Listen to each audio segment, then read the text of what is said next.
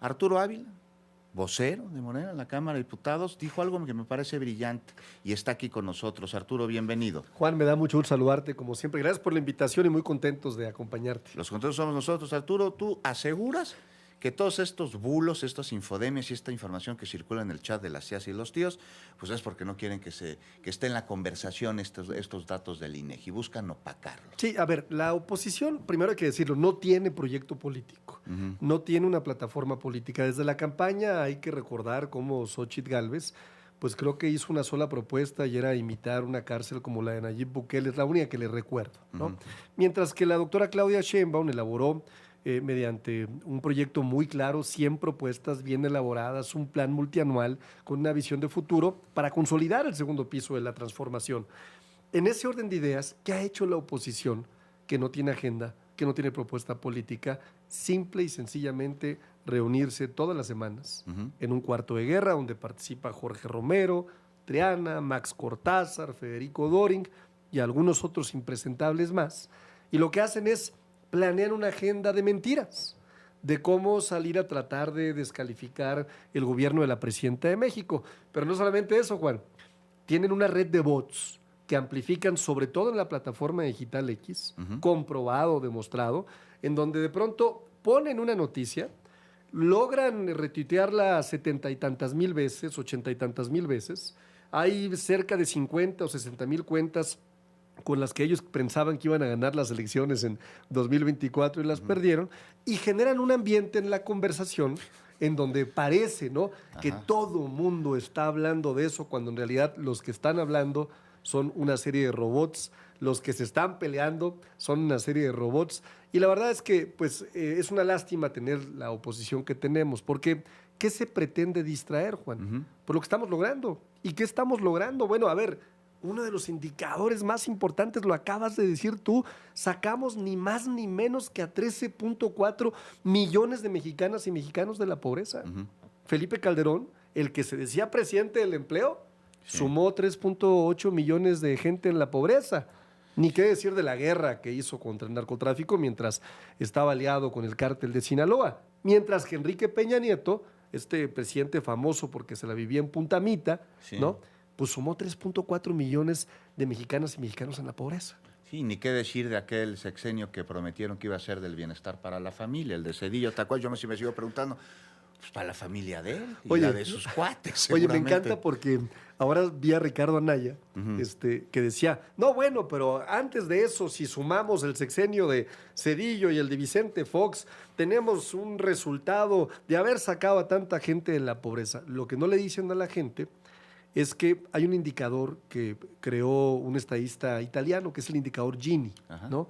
Y este indicador Gini lo que mide es la desigualdad. Así es. En donde 0 es igual a no desigualdad y 1 es igual a la mayor desigualdad. Bueno, pues sí, efectivamente en estos sexenios volvieron ricos a a muchas gentes y dejaron a mucha gente en la pobreza. Ese fue el resultado del modelo neoliberal, ¿no? Les decían los Hood Robin, ¿te acuerdas? Claro, porque al revés de Robin Hood, que le quitaba a los ricos para darle a los pobres, ellos les quitaron a los pobres para darles a los ricos. Oye, desmantelaron en las empresas del Estado, crearon el Fobaproa, que seguimos pagando tú y yo. Y lo van a seguir pagando. Y que seguirá pagando nuestros hijos, y cuando tengamos nietos, nuestros nietos, los hijos de nuestros nietos y los nietos de nuestros nietos. Es una locura lo que hicieron estos barbajanes sinvergüenzas, ¿no? Y se molestan porque hay un rescate financiero a Pemex, una empresa del Estado que pertenece a todos los mexicanos, que es estratégica, que tiene que ver con nuestra soberanía energética, y se indignaron porque se le va a inyectar dinero a Pemex. Ellos quisieran que fuera a los privados. Pero además se les olvida que cuando tuvimos en la época justamente de Vicente Fox, uno de los precios del petróleo más altos, no se hizo nada. No se aprovechó ese momento. Y también se les olvida cómo Felipe Calderón en su momento justificó que nos quedaban nada más 10 años de reservas estratégicas de petróleo. Con eso justificó una serie de reformas energéticas para entregar recursos del Estado y resulta que nos estaba mintiendo, ¿no? El gobierno de la doctora Claudia Sheinbaum y el gobierno de la transformación me parece que está demostrando cómo nuestro modelo sí funciona, sin duda. Y no lo digo yo, Juan, lo dicen 8 de cada 10 mexicanas y mexicanos. Estos datos de disminución de pobreza en México lo dice también el Banco Mundial y lo dijo la ONU, cosa que le sacó roncha a De más de acuerdo, un par. perfecto. Pero yo no estoy de acuerdo contigo cuando dices que la oposición no hace nada. Se acaba de ir un miembro de la oposición, Lili Telles, a dar una entrevista en un medio estadounidense para pedir, como aquella comisión de Miramar en el siglo XIX, una intervención en México. También Alejandro Moreno estuvo en Washington hace algunos días, pero él no creo que le hayan abierto mucho las puertas porque andaba presumiendo un sábado. Hazme favor, un sábado. Dice, vengo saliendo de reuniones muy importantes.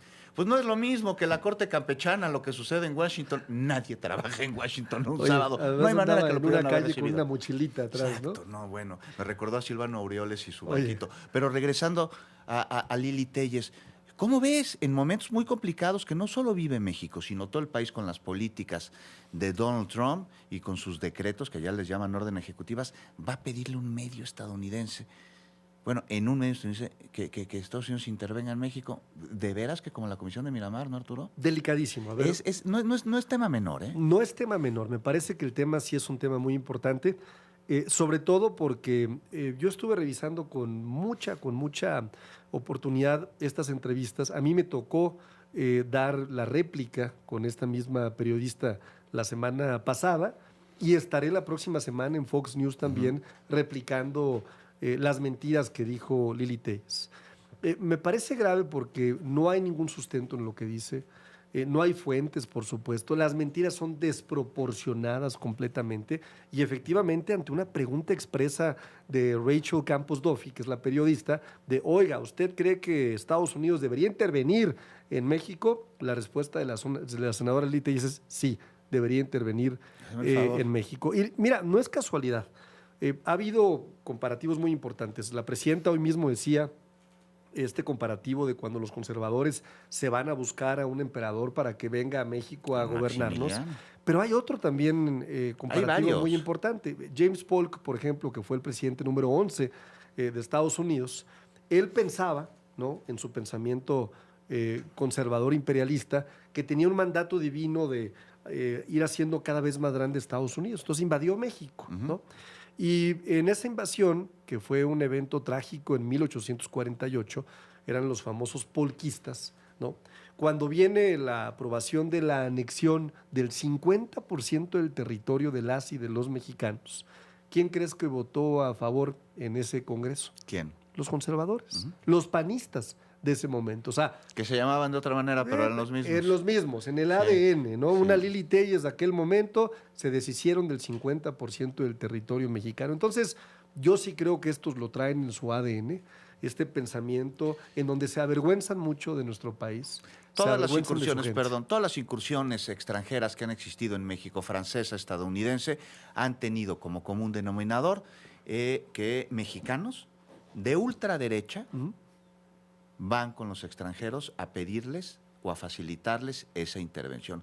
Hablas de la intervención estadounidense, también mexicanos incluso retiraron soldados de batallas para que los estadounidenses pudiesen avanzar. Y eso nos da como resultado el Tratado de Guadalupe Hidalgo. Es cierto, es increíble además, porque... Y se repite la historia. Porque se repite la historia, porque es clara la corriente de pensamiento. Y lo que a mí me gusta mucho es que yo veo un México muy despierto, con conciencias despiertas, y veo que al final de cuentas quien va a juzgar a esta senadora será las y los mexicanos y la historia, por supuesto, ¿no? Me parece un episodio muy lamentable de la historia moderna de nuestro país. Me parece que no es menor, reitero, que una senadora de México esté haciendo una acción como la que está haciendo, pero también me parece que nos refleja también muy claro que algo está fallando en el sistema electoral. Lili Telles es una senadora plurinominal. Así es. No es electa. No la conocen en el estado de Sonora o no la quieren ni siquiera en el estado de Sonora. Sí se acuerdan porque les quedó de ver una ambulancia. Les quedó de ver una ambulancia. Pero si tú hoy vas y le preguntas a la gente por Lili Telles, no la quiere nadie en ese estado, ¿no? Entonces llega de forma plurinominal, sin ningún mérito, sin estar cercana a la gente, pero sobre todo con un discurso de odio, porque su discurso es un discurso de odio, con un discurso clasista, con un discurso racista, con un discurso de odio a nuestro país. Hasta misógino, ¿eh? Misógino, por supuesto, que me parece lamentable, ¿no? Los mexicanos no somos así, no somos ese tipo de personas. Las mexicanas y los mexicanos somos gente buena, gente echada para adelante, gente que nos sentimos muy orgullosos de nuestras raíces milenarias, gente que nos sentimos muy orgullosos de lo que representamos como nación y no podemos tener este tipo de representantes en espacios tan importantes como el Senado de la República. Y para quien se pregunte sobre la posibilidad de que se eliminaran los plurinominales, Arturo Ávila, que todavía no existe la reforma electoral, hay que esperarnos a que se construya, pero sobre esa posibilidad, ¿qué tanto los plurinominales están representando al pueblo de México? Porque eso es lo que se hace en los escaños y en las curules, representarnos a nosotros, a los ciudadanos. Yo le pregunto a usted que nos escucha más allá de sus colores, de su filiación partidista, de sus fobias, de sus filias, ¿le representa Lili Téllez? Le hago la pregunta. ¿Le dejaría a sus hijos para que se los cuidara una tarde? ¿Tú, Arturo? Jamás. No, olvídate, ¿no? No. ¿Los nada. podría educar a sus hijos? No, bueno, ¿qué te Imagínate. digo? No, es una lástima y es ¿Les una gustaría pena. que fuera maestra de su escuela? No, hombre, olvídate, es una pena para nuestro país, ¿no? Hay que agregar también a este tema, no solamente el tema de lo vendepatrias, que es la oposición, la narrativa tan falsa, que tenemos, y por eso yo hoy te quiero dar un anuncio que hice en la Legislativa Por del favor. Pueblo. Hemos anunciado un sitio web que se llama lasmentirasdelpan.com. Lasmentirasdelpan.com. Ya está ahorita el sitio web disponible, se está alimentando, por supuesto. ¿Y qué estamos haciendo? Ante una calumnia, ante una mentira, una realidad sustentada siempre en datos. Siempre en datos. Hay un problema, nada más con esta página, que no habíamos previsto. Son tantas las mentiras que no creemos que vaya a entrar en el servidor y estamos ya planeando llevarlo a una nube y vamos a ver quién nos puede dar el servicio en la nube porque estos cuates dicen muchas mentiras, querido Juan. Pues es que las mentiras intentan con ellas apelar a las emociones, al odio, al enojo, a la tristeza, porque no se han dado cuenta que son oposición por mandato popular. Así es. El día que se den cuenta, tal vez les vaya mejor en las elecciones. Arturo Ávila, qué Gracias, honor Juan. que nos hayas acompañado. No, hombre, gracias a ti por la invitación, querido Muchísimas Juan. En serio, gracias. muchas gracias como siempre. Gracias. Nos damos una pausa, no se vaya. Al regresar analizamos los datos